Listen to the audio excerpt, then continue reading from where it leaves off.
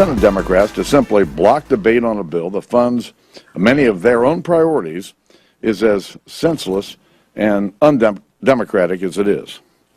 If funding for Homeland Security lapses, Washington Democrats are going to bear the responsibility.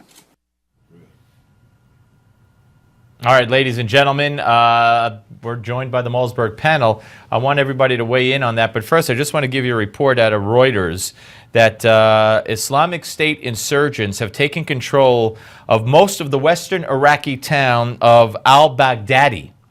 And that threatens, they say, an air base where U.S. Marines are training Iraqi troops. Al-Baghdadi is about 85 kilometers or 50 miles northwest of Ramadi in Anbar province and has been besieged for months by the radical Sunni Islamic militants. So this, I don't want to say it could get interesting, it could get dangerous, and I don't know what's going to happen here. But I'd hate to see our Marines training the Iraqis run. And I don't know that our commander-in-chief has it in him to provide the right reinforcements needed. So I don't know what's going to happen here. All right, senior partner at Adam M. Thompson, law and syndicated talk show host and TV commentator Adam M. Thompson's with us. And columnist for Breitbart.com, an American thinker, author of WTF, How Karl Rove and the Establishment Lost Again, which you can check out at edmundwright.com. And it's C. Edmund Wright, of course. All right, gentlemen, let me start with you, Edmund. First of all, John Boehner, appearing to get tough. Suntan, and I didn't notice any tears, but appearing to get tough on the Homeland Security / Obama executive order on immigration issue. Do you think he means it? I don't know. What I'm shocked about, Steve, is that he didn't blame Ted Cruz and Mike Lee for the shutdown. That's what John Boehner normally does when anything is going wrong in Washington, is blame his own right flank, blame the Tea Party contingent, blame Ted Cruz. So actually, it's quite refreshing to hear him actually point out what's going on and who will be shutting down Homeland Security if it gets shut down. Right. Adam, do you think if push comes to shove, Boehner will blink? Listen, we've been down this path before where he speaks very boldly, and then when push comes to shove, as you said, Steve, he blinks. So it may be another one of those situations. I mean, it's good, strong words, but are they going to have the backbone to, for him, one, to stand up and say it, and then him get the support behind him to keep it pushing through? Those are two different things. Let's see what happens. Yeah, no, absolutely. All right, let me ask you guys about a hit piece today. I saw it as a hit piece in the Washington Post, questioning Scott Walker. Questions linger about his exit from college. He didn't graduate, blah, blah, blah, blah, blah. There's absolutely nothing of substance in there, except by the headline and by the tone of the story. It's supposed to imply something nefarious, and Scott Walker had to run from college for some unknown reason, and it was a bad reason, and he's an evil person, and it's starting. Whereas we don't know anything about Barack Obama in college. What were his grades? Donald Trump offered him $5 million donation to his favorite charity to release the grades, and he wouldn't do it. Edmund? Yeah, the piece on Walker today was really a non-story. Steve Jobs didn't finish college either. How did his career turn out? It's just absurd. And Walker completed, 3 years of college and then took a job? What I actually thought might be damaging to Walker was down deep in the story, Steve. It mentioned that he was kind of like an Alex P. Keaton guy growing up, kind of running for president since he was in the 8th grade or something. That's the only thing that the Republican electorate's going to maybe take any offense at, is someone who's just lives to run for office. But basically, it's a non-story. What about it, Adam? Hey, listen, it must mean that he's getting ready to get a serious nomination bid going, and it's time to start unpacking all the potential downside to anything they can find on him. But him not graduating college, listen, having a degree doesn't make you a genius, and not having a degree doesn't make you stupid. So a lot of successful people who've been there, done that without a degree and with a degree. As long as you're productive, intelligent, and can get the job done, who cares? All right, I want you to listen to Joe Biden as we head into the first break. You'll each have 10 seconds to comment. This is him today. Go. And Neil Smith, an old butt buddy. Are you here, Neil?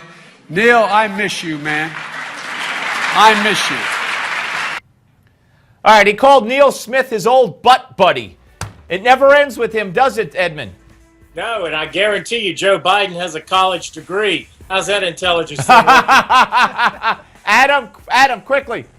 I would say he put his foot in his mouth, but the reference I don't know if is appropriate in this case. All right, we're coming back.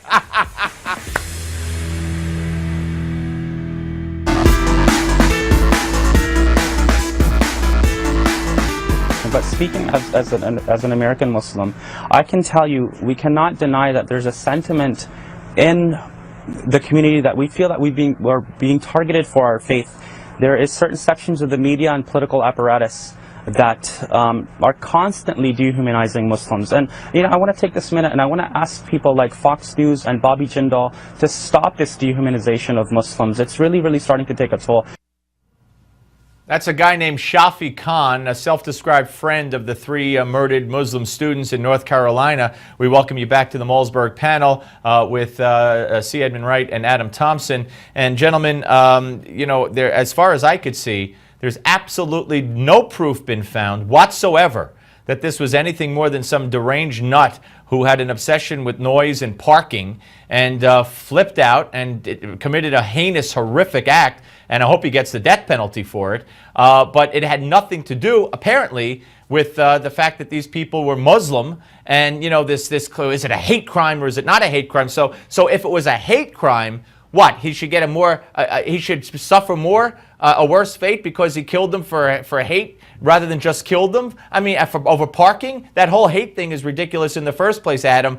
But the media, especially, I've been watching CNN all day. This is wall to wall. And these three people, may they rest in peace. I mean, you would think, my God, people get killed every day in these kinds of things, but you don't know their names, you don't learn about their family, you don't learn about everything they did in life, and it's because they're Muslim.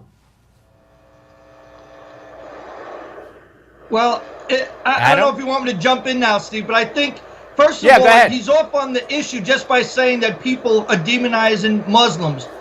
I think people are demonizing radical extremist Muslims. I think that's where the difference is in his point of view, where he's wrong. I don't think anyone should be demonizing anyone for practicing a peaceful religion and doing whatever they want to do in terms of their religion.